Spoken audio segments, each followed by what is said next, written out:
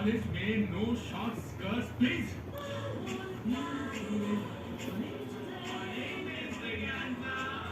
Good morning, boys. Nice color view. मैं तुम्हारी mummy से शिकायत करूंगा कि तुम कॉलेज में शॉर्ट्स गर्ल्स पहन कर बॉयज को एक्साइट करने की कोशिश कर रहे हो। Excuse me? I said no shorts girls in the college, please. Miss Brianza. Miss Brianza. मैं तो ऐसे ही कह रहा था कि कॉलेज में शॉर्ट्स गर्ल्स पहनना मना है। हाँ, लेकिन ये तो आजकल का फैशन है मनीषा। ये तो कुछ भी नहीं है। कुछ लड़कियां तो आजकल